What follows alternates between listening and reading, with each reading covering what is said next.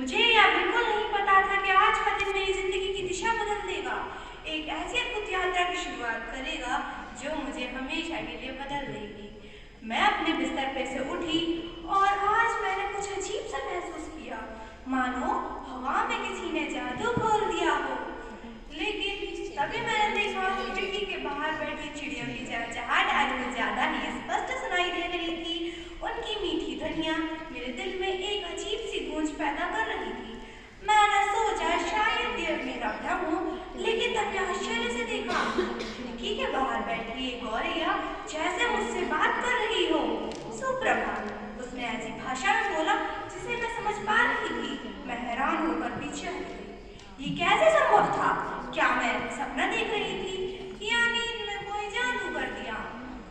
तभी मैंने देखा नींद में कोई जादू कर दिया, पर जैसे जैसे करके दिन बीतता गया मुझे एहसास होता गया कि अब मैं जानवरों से बातें कर सकती हूँ, उनकी भाषा समझ सकती हूँ।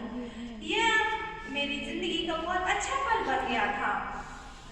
धीरे धीरे करके मैं जानवरों से मिलती जुलती, उनसे बातें करती और यह वरदान मुझे अनायास से ही मिल गया था।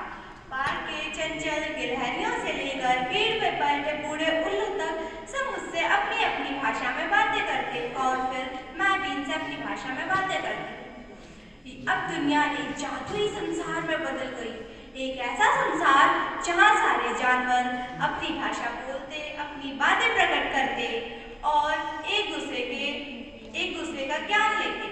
मुझे भी बहुत मजा आता ऐसे इन जानवरों के साथ बात करने में।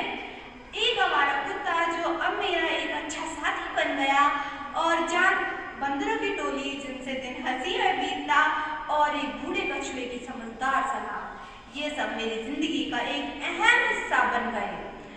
लेकिन इस वरदान के साथ आई एक नई जिम्मेदारी, एक ऐसी जिम्मेदारी जहां मैंने देखा कि मनुष्य अपनी जरूरतें पूरे करने के लिए जानवरों को कितनी मुश्किलों का सामना करना पड़ रहा है। एक बूढ़े हाथी ने आके मुझे जंगल के घटते अस्तित्व के बारे में बातें साझा की। मैंने सोचा अब से मैं प्रकृति और जीवों की रक्षा के लिए आवाज उठाऊंगी।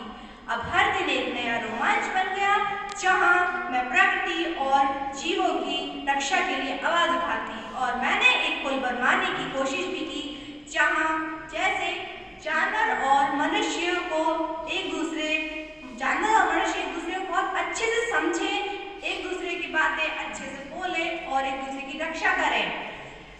उस शाम जब सूरज ढल रहा था तब मैंने सोचा कि यह वरदान मुझे सिर्फ बोलने के लिए नहीं मिला था, बल्कि सुनने का था।